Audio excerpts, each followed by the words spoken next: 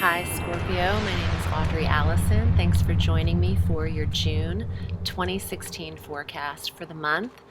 I'm happy to be here. Thanks for tuning in and subscribing. And if you're new to the channel, I appreciate your subscription. I'm using the Alchemical deck by Robert M. Place. And let's start at the top of the month. We have our new moon on the 4th of June at 14 degrees of Gemini. Gemini governs your 8th house of intimacy, Scorpio, and shared resources. So, looking to connect, looking for new intimate relationships, or looking for investors. I'm also thinking that new moon in the 8th could be property related and could see you looking for a better area for yourself. On the 12th of June, Mercury enters Gemini, and this lasts through the 29th of June.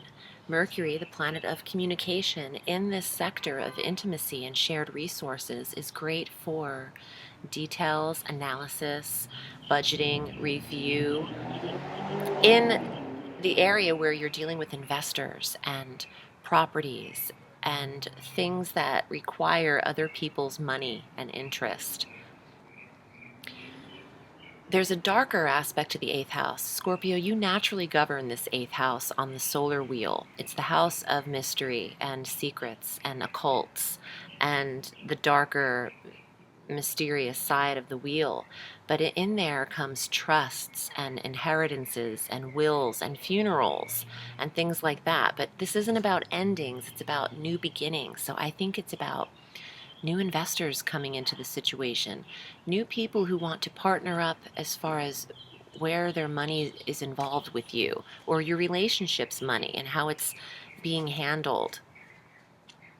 On the 17th, Venus enters Cancer, sister water sign like you are, through the 12th of July, and this is in the 9th house of foreign travel, Scorpio.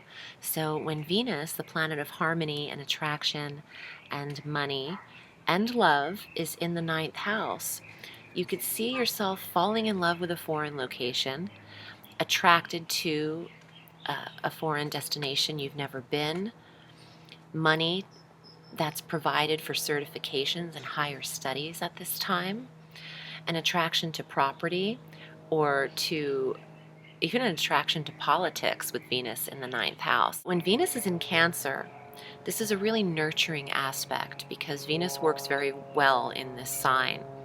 And in the 9th house, you could find that you're really attracted to metaphysical areas of life.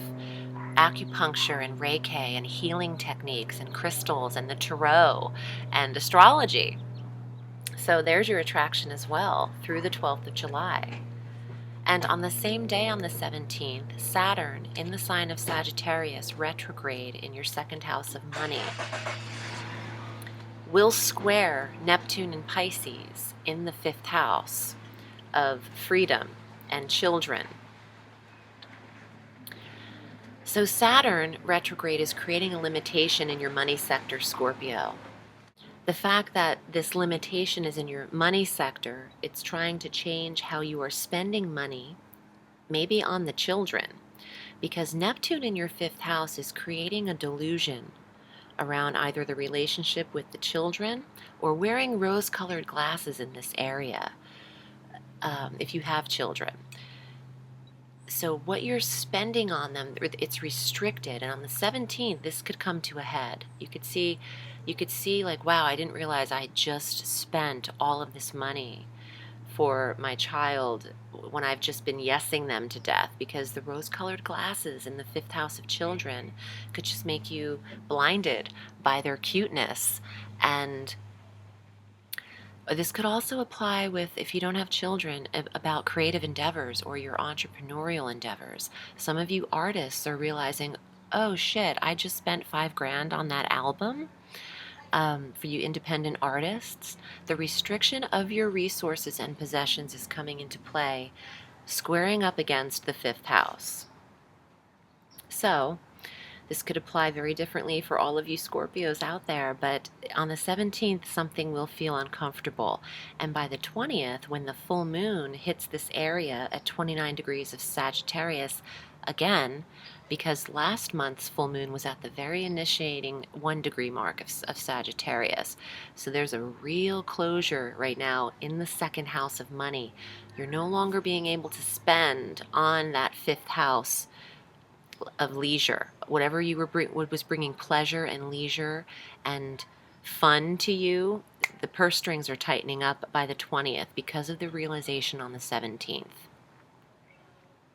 And on the 20th, the same day the full moon occurs, we have our summer solstice. The sun enters Cancer in this 9th house conjunct Venus. The sun conjunct Venus in the 9th is an excellent time to have a foreign travel experience, to go to school, to get your PhD, your master's, your certification courses. The sun will be there through the 21st of July, so take advantage of that. The 26th is an excellent day to mark on your calendar. We are having the Earth trine that exists between Jupiter in Virgo in your 11th house and Pluto in Capricorn in the 3rd house of communications at an exact 16 degrees. So the square is not, or the trine is not like the square. The trine is a harmonious 120-degree area of filtration and energy from expansive Jupiter and abundance and luck and opulence and faith, which is Jupiter, into the 3rd house of communication where there's intensity from Pluto. How you're communicating with friends, the warmth of your communications with friendships and your social clubs and organizations and groups that you're affiliated with. There's a beautiful day on the 26th for this. And your local travel, a local trip with these friends on the 26th. Very positive energy. On the 29th, Mars finally goes direct. He started his retrograde in Sagittarius, but he goes direct at 23 degrees of Scorpio in your sign. So this will pick up some of the pace, Scorpio. You normally don't have a low sex drive because Scorpio basically is sex. But with Mars retrograde in your sector, your energy and stamina had been depleted. But now that he's direct, you are replenishing this area full force from the 29th of June through all of July. This will be recuperated. So we like him direct in your 1st house. You have physical stamina, your workouts can progress, they could be longer. You might have been taking a lot of naps and needing some more recuperative rest than normal, which is fine. It's good to tone it down a level so your muscles can recuperate or your body can recuperate. But this is also, outside of physicality, Mars is just the energy that you need in your day-to-day life. So we like him direct. And on the last day of June, on the 30th, when the moon enters Taurus on that day, that triggers the grand Earth trine. We said Jupiter was in Virgo and Pluto's in Capricorn, and the moon in Taurus will give you the grand Earth trine, ending the month on a beautiful note. I love the energy between June 26th and the 30th. Let's get to the cards. I've been shuffling the whole reading, Scorpio, so we'll just get right to it and see what comes up for you. And if you'd like to read with me, you can book your reading at audreyalison.com by selecting your reading length via the PayPal button, and I'll get back to you. Scorpio, let's see what's in your flow. Yes, 2 of Cups. This is a beautiful card for relationship, the Lovers, attraction, Venus card, Venusian card, lust, monogamy. See what else comes up. Ooh, love this. The Money Tree. 9 of Coins. What is growing around you? What is blooming? What is prosperous? Your relationship could be bringing prosperity to you. Let's see. King of Fire. Fire sign male. Leo, Aries, Sagittarius. But also the master of your feelings. Sagittarius, Scorpio, when Sagittarius... What... Can I get it together? When I'm channeling, I'm like, I can't, I'm hearing and saying. Scorpio, when Mars goes direct in your sign, Mars is ruled by fire, and then he enters Sagittarius, which is a fire sign, but When Mars goes direct in your sign, there is energy there. Then you can really start your passions. Your passions might have been at a lull a little bit. Your desires, you weren't really feeling it as much. Lady of Swords, Libra, Gemini, Aquarius, female energy, but also this is a card about written communication, artistry, poems, lyrics, speech, music. Let's see, you have two more cards actually. The Empress, motherhood, the mother of your children, the mother in you, the connection to fertility and children, expansion, growth, fertile creative projects. Oh, I see. And the Queen of Coins. Okay, for those of you Scorpions who are working on creative projects, look at this. There's so much benevolence here when it comes to earnings and connection through relationship.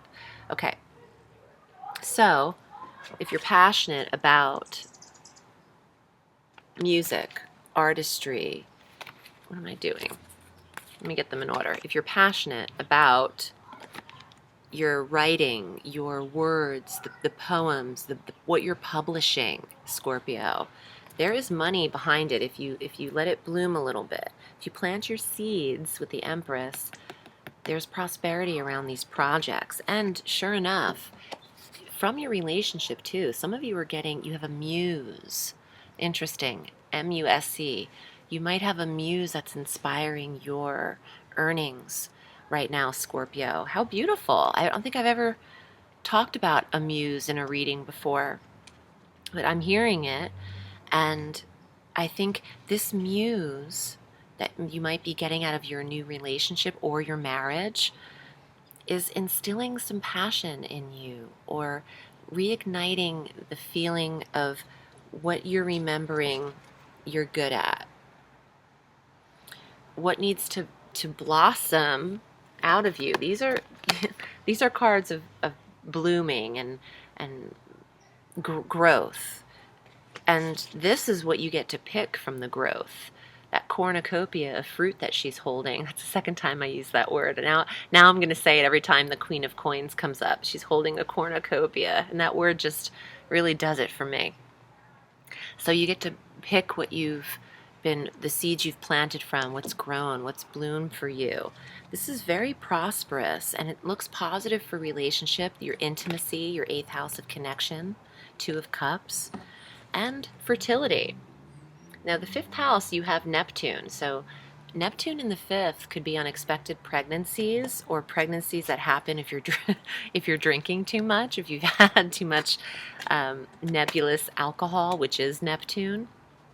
But make sure you have enough money to provide for them around the 17th, because even though you're extremely fertile, Scorpio, your resources have a little bit of a hold on them in the mid-month. So I hope that was helpful for you, and thanks for tuning in to your forecast. I'm wishing you a beautiful June. I will see you soon, and remember, the sky is limitless, so reach for the stars.